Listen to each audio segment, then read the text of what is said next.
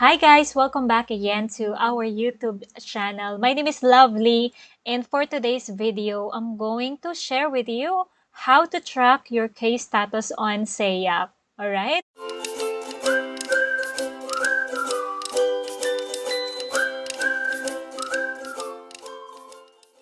Sa mga Filipinos and Philippine beneficiaries, if you already receive your K1 FTP letter o yung letter na galing sa NVC, you probably have your NVC case number, right? So now is the time for you to keep track and monitor the status of your case sa SEAC website. So ipapakita ko yan sa inyo step by step kung paano po siya gagawin, alright? So disclaimer lang po, hindi po tayo immigration expert. Lahat po ng isinishare ko sa vlog ay based lamang po sa aking personal knowledge and experience when we process our K1 from the Philippines. Okay, so this is how we start. From Google, guys, you just have to type SEAC visa status check. Okay. Enter. And then, sa unang-unang part is you will be prompted by the official website of SEAC, the Consular Electronic Application Center or SEAC. So, i-click nyo lang po yan. Pagka-click po, nandito tayo sa page ng Visa Status Check. Alright? Visa Status Check, on this website, you can check your US visa application status.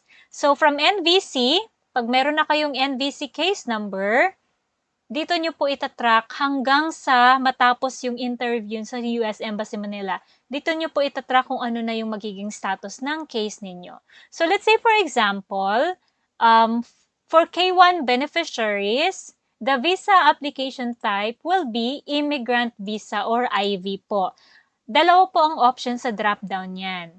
Immigrant visa or IV or the non-immigrant visa NIV. Okay? So for K1 beneficiaries, we'll choose the immigrant visa or the IV. Again, for the visa application type, you will choose the immigrant visa or IV.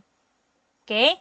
Next po is you have to enter your case number or your NVC case number.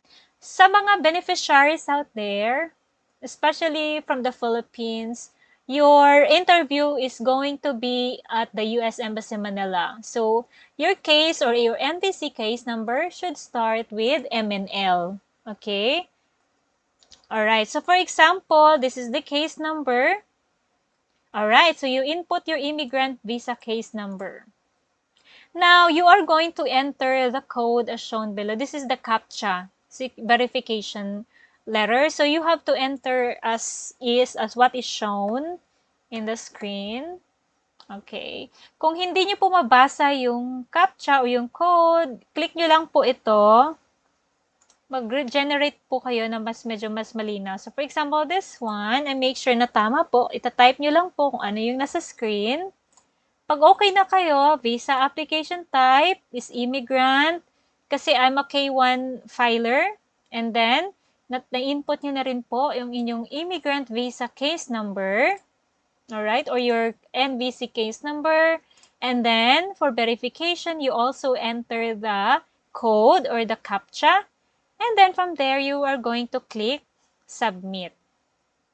Pagka-click submit, guys, alright, ito na yung magiging status, kung ano yung latest status po ng inyong case is, yun na po yung magiging, yun na po yung pinaka-updated, alright? Sa mga petitions po na nasa NVC pa lang, or kaka-receive nyo lang po ng email or yung petitioner ninyo naka-receive ng email from NVC with an attachment of the K1 FTP letter. Ang status ng case ninyo will be this one, nasa screen. Kung pa-in transit na, kung baga on the way na siya from NVC going to the US Embassy Manila. That's what we call the in-transit status. And then from in-transit status, kapag na-receive na siya ng US Embassy Manila, mag-change po siya ng ready. Ganyan yung magiging status, magiging change to case ready na siya. Okay? Kapag case ready na, for Filipinos or for the beneficiaries from the Philippines, kapag ready na yung case ninyo at meron na kayong K1 FTP letter, you can start gathering na your documents and other requirements. Pwede na rin po kayong mag-create ng DS-160. Pwede na rin po kayong magbayad ng MRV or yung visa fee. Pwede na rin po kayong mag-schedule ng inyong medical at mag-schedule ng inyong interview sa US Embassy Manila. Pagkatapos po ng inyong interview sa US Embassy Manila, dito rin po kayo babalik para i-check ulit yung status ng inyong case. Alright? Kapag kayo po ay natapos na sa interview, alright, at sinabi ng consul na approved kayo, congratulations. When you go back to SEAC and check the status of your case, usually nababago yan. It will be updated to refused muna. It's normal guys kasi dumadaan sila sa administrative processing, okay? And then, after nyan, after few hours po, mag-change naman yan to approved.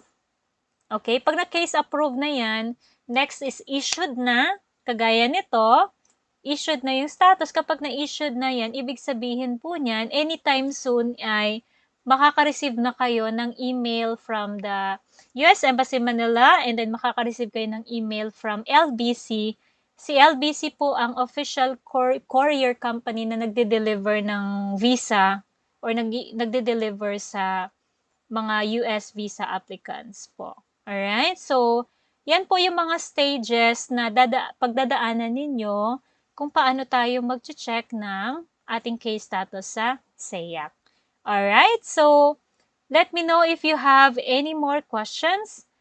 For my next upload, I'm going to select several questions from the comments and itatry ko pong sagutin lahat ng mga important questions or yung mga questions na nakikita ko sa chats. Iko-compile ko yon para meron tayong further updates soon.